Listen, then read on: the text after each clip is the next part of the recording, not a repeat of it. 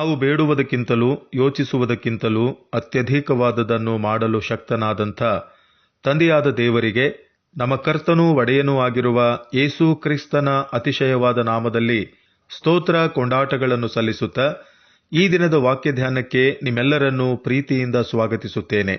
ಪ್ರಿಯರೇ, ಅನ್ಯ ಜನಾಂಗಕ್ಕೆ ಸೇರಿದವನಾದ ಕಾಲೇಬನು ಯೆಹೋವನನ್ನು ಸಂಪೂರ್ಣವಾಗಿ ನಂಬಿಕೊಂಡು ಪೂರ್ಣ ಮನಸ್ಸಿನಿಂದ ಆತನನ್ನೇ ಹೊಂದಿಕೊಂಡು ಯಾವಾಗಲೂ ದೇವರ ಬಲವನ್ನು ಆತುಕೊಂಡು ದೇವರ ಕಾರ್ಯಗಳನ್ನು ಮಾಡುತ್ತಿದ್ದುದರಿಂದ ಕಾಲೇಬನು ಹೊಂದಿಕೊಂಡ ಮೊದಲನೇ ಆಶೀರ್ವಾದ ಇತರ ಇಸ್ರಾಯೇಲರೊಂದಿಗೆ ಅರಣ್ಯ ಪ್ರಯಾಣದಲ್ಲಿ ಮರಣಿಸದೆ ಯೆಹೋಶುವನ ಜೊತೆಯಲ್ಲಿ ಕಾನಾನ್ ದೇಶವನ್ನು ಪ್ರವೇಶಿಸಿದನು ಎಂಬುದನ್ನು ಕಳೆದ ವಾರ ಧ್ಯಾನ ಮಾಡುತ್ತಾ ಬಂದೆವು. ಈ ದಿನ ಕಾಲೇಬನು ಹೊಂದಿಕೊಂಡ ಎರಡನೇ ಆಶೀರ್ವಾದ ಯಾವುದು ಎಂಬುದನ್ನು ಆಲೋಚನೆ ಮಾಡೋಣ. ಪ್ರಿಯರೇ, ಈ ದಿನ ಓದಿರುವಂಥ ವಾಕ್ಯ ಭಾಗದಲ್ಲಿ ಅರಣ್ಯಕಾಂಡ ಪುಸ್ತಕ 13ನೇ ಅಧ್ಯಾಯ 6ನೇ ವಚನ, ಮೋಶೆ ಕಾನಾನ್ ದೇಶವನ್ನು ಸಂಚರಿಸಿ ನೋಡು ಬರುವುದಕ್ಕಾಗಿ ಇಸ್ರಾಯೇಲರ 12 ಕುಲಗಳಲ್ಲಿ ಒಂದೊಂದು ಕುಲದಿಂದ ಒಬ್ಬೊಬ್ಬ ಮುಖ್ಯಸ್ಥನನ್ನು ಆರಿಸಿಕೊಂಡನು ಎಂಬುದನ್ನು ಓದಿ ಕೇಳಿಸಿಕೊಂಡಿದ್ದೇವೆ. ಈ ವಾಕ್ಯ ಭಾಗದಲ್ಲಿ ಮೋಶೆ ಯಹೂದ ಕುಲದಿಂದ ಕಾಲೇಬನನ್ನು ಆರಿಸಿಕೊಂಡನು ಎಂಬುದಾಗಿ ದೇವರ ವಾಕ್ಯದಲ್ಲಿ ಉಲ್ಲೇಖಿಸಿರುವುದನ್ನು ಗಮನಿಸಿದೆವು.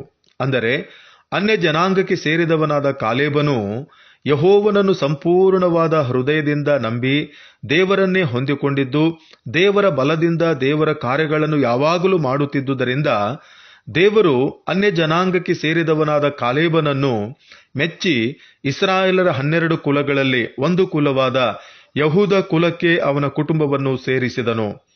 ಕಾಲೇಬನ ಕುಟುಂಬವನ್ನು ದೇವರು ಕೇವಲ ಯಹೂದ ಕುಲದಲ್ಲಿ ಸೇರಿಸುವುದು ಮಾತ್ರವಲ್ಲದೆ ಆ ಕಾಲೇಬನನ್ನು ಯಹೂದ ಕುಲದ ಮುಖ್ಯಸ್ಥನನ್ನಾಗಿ ಮಾಡಿದನು ಎಂಬುದನ್ನು ದೇವರ ವಾಕ್ಯದಲ್ಲಿ ಕಾಣಬಹುದು. ಎಂಥ ಅದ್ಭುತವಾದ ಆಶೀರ್ವಾದವಲ್ಲವೇ? ಹೌದು, ಇದು ಅದ್ಭುತವಾದಂಥ ಆಶೀರ್ವಾದವೇ. ಪ್ರಿಯರೇ, ಇಲ್ಲಿ ನಾವು ಗಮನಿಸಬೇಕಾದ ಇನ್ನೊಂದು ಮುಖ್ಯವಾದ ವಿಷಯ ಯಾವುದೆಂದರೆ, ದೇವರು ಕಾಲೇಬನ ಕುಟುಂಬವನ್ನು ಯಹೂದ ಕುಲದಲ್ಲಿಯೇ ಯಾಕೆ ಸೇರಿಸಿದನು ಎಂಬುವುದು. ಯಾಕೆಂದರೆ ಯಹೂದ ಕುಲ ರಾಜಕುಲ, ಇಸ್ರಾಯೇಲರನ್ನ ಆಳತಕ್ಕವನು, ಅಂದರೆ ನಮ್ಮ ಕರ್ತನಾದ ಯೇಸು ಕ್ರಿಸ್ತನು ಮೆಸ್ಸಿಯನಾಗಿ ಈ ಕುಲದಲ್ಲಿಯೇ ಜನಿಸಿ ಬರುವನು ಎಂಬುದಾಗಿ ಯಾಕೋಬನಿಂದ ಪ್ರವಾದನೆಯಾಗಿ ತಿಳಿಸಲ್ಪಟ್ಟಿತ್ತು. ಆದುದರಿಂದ ಕಾಲೇಬನ ಕುಟುಂಬವನ್ನು ರಾಜಕುಲವಾದ ಯಹೂದ ಕುಲಕ್ಕೆ ಸೇರಿಸಲ್ಪಟ್ಟಿತು. ಪ್ರಿಯರೇ, ಈ ದಿನ ಈ ಕಾಲೇಬನು ಸುವಾರ್ತೆಯ ಮುಖಾಂತರ ಯೇಸು ಕ್ರಿಸ್ತನನ್ನು ನಂಬಿರುವಂಥ ಎಲ್ಲ ಅನ್ಯ ಜನರಿಗೆ ಗುರುತಾಗಿರುವನು. ಒಂದು ಕಾಲದಲ್ಲಿ ಅನ್ಯ ಜನಾಂಗಕ್ಕೆ ಸೇರಿದವರಾದ ನಾವು ಸುವಾರ್ತೆಯ ಮುಖಾಂತರ ಯೇಸು ಕ್ರಿಸ್ತನನ್ನು ನಂಬಿ ಆತನನ್ನು ಸ್ವಂತ ರಕ್ಷಕನನ್ನಾಗಿ ಅಂಗೀಕರಿಸಿಕೊಂಡಿರುವುದರಿಂದ ಈ ದಿನ ನಾವು ಕೂಡ ಯಹೂದ ಕುಲಕ್ಕೆ ಸೇರಿಸಲ್ಪಟ್ಟವರಾಗಿ ಯಹೂದ ಕುಲದ ಸಿಂಹವಾಗಿರುವ ಯೇಸು ಕ್ರಿಸ್ತನ ಮಕ್ಕಳು, ರಾಜವಂಶಸ್ಥರಾದ ಯಾಜಕರು ಎಂಬುದಾಗಿ ದೇವರ ವಾಕ್ಯದಲ್ಲಿ ಉಲ್ಲೇಖಿಸಿರುವುದನ್ನು 1 ಪೇತ್ರ 2ನೇ ಅಧ್ಯಾಯ 9ನೇ ವಚನದಲ್ಲಿ ಕಾಣುವವರಾಗಿದ್ದೇವೆ. ಇಷ್ಟು ಮಾತ್ರವಲ್ಲ, ಪ್ರಕಟಣೆ ಪುಸ್ತಕ 2ನೇ ಅಧ್ಯಾಯ 26ನೇ ವಚನ, 3ನೇ ಅಧ್ಯಾಯ 21ನೇ ವಚನದಲ್ಲಿ ಗಮನಿಸುವುದಾದರೆ ನಮ್ಮ ಕರ್ತನು ಪರಲೋಕದಲ್ಲಿ ನಮಗೆ ಸಿಂಹಾಸನಗಳನ್ನು ಮತ್ತು ನಿತ್ಯವಾದಂಥ ಅಧಿಕಾರವನ್ನು ಕೊಡುವವನಾಗಿದ್ದಾನೆ ಎಂಬುದಾಗಿ ತಿಳಿಸಲಾಗಿದೆ. ಆದುದರಿಂದ ಪ್ರಿಯರೇ, ಈ ಲೋಕದಲ್ಲಿ ಕರ್ತನು ಮೆಚ್ಚುವಂಥ ಕಾರ್ಯಗಳನ್ನು ಕೊನೆಯವರೆಗೂ ಮಾಡುವವರಾಗಿ ಕಾಲೇಬನ ಹಾಗೆ ಪರಲೋಕದ ನಿತ್ಯವಾದಂಥ ಆಶೀರ್ವಾದಗಳನ್ನು ಹೊಂದಿಕೊಳ್ಳೋಣ. ದೇವರು ನಿಮ್ಮೆಲ್ಲರನ್ನೂ ಆಶೀರ್ವದಿಸಲಿ. ಪ್ರಾರ್ಥನೆ ಮಾಡೋಣ.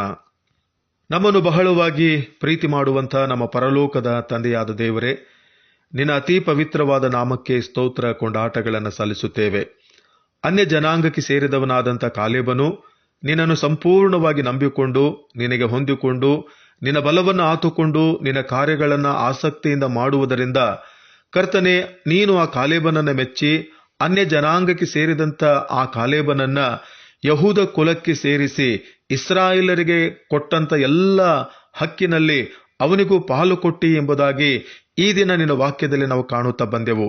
ಹೌದು, ಕಾಲೇಬನ ಹಾಗೆ ಒಂದು ಕಾಲದಲ್ಲಿ ಅನ್ಯ ಜನಾಂಗಕ್ಕೆ ಸೇರಿದಂಥ ನಾವು ಕೂಡ ನಮ್ಮ ಕರ್ತನಾದ ಯೇಸು ಕ್ರಿಸ್ತನನ್ನು ನಂಬುವುದರ ಮೂಲಕ ಈ ದಿನ ನಿನ್ನ ಮಕ್ಕಳಾಗಿ ಅಂಗೀಕರಿಸಲ್ಪಟ್ಟು ನಾವು ಕೂಡ ರಾಜಕುಲವಾದಂಥ ಯಹೂದ ಕುಲಕ್ಕೆ ಸೇರಿಸಲ್ಪಟ್ಟು ಯಹೂದ ಕುಲದ ಸಿಂಹವಾಗಿರುವ ಯೇಸು ಕ್ರಿಸ್ತನ ಮಕ್ಕಳನ್ನಾಗಿ ಮಾಡಿದ್ದಿ. ಅದಕ್ಕಾಗಿ ನಿನಗೆ ಸ್ತೋತ್ರ. ಕರ್ತನೆ, ನಿತ್ಯತ್ವದಲ್ಲಿ ನಮಗೋಸ್ಕರವಾಗಿ ಕಾದಿರಿಸಿರುವಂಥ ಆಶೀರ್ವಾದಗಳಿಗಾಗಿ ನಿಮ್ಮನ್ನು ವಂದಿಸ್ತೇವೆ. ಆ ಆಶೀರ್ವಾದಗಳನ್ನು ಹೊಂದಿಕೊಳ್ಳುವುದಕ್ಕಾಗಿ ಈ ಲೋಕದಲ್ಲಿ ನಾವು ಎದೆ ಬಗ್ಗಿದವರಾಗಿ ಓಡುವಂತೆ ನಿನ್ನ ಕೃಪೆಯನ್ನು ದಯಪಾಲಿಸಿಕೊಡು. ಮತ್ತೊಮ್ಮೆ ಈ ವಾಕ್ಯಗಳನ್ನು ಆಲಿಸುತ್ತಿರುವಂಥ ಪ್ರಿಯರೆಲ್ಲರನ್ನ ನಿನ್ನ ಕರಗಳಲ್ಲಿ ಒಪ್ಪಿಸಿಕೊಡುತ್ತೇವೆ. ಪ್ರತಿಯೊಬ್ಬೊಬ್ಬರನ್ನ ಹೆಸರೆಸರಾಗಿ ಆಶೀರ್ವದಿಸು. ಪ್ರಾರ್ಥನೆ ಕೇಳಿದಕ್ಕಾಗಿ ಸ್ತೋತ್ರ.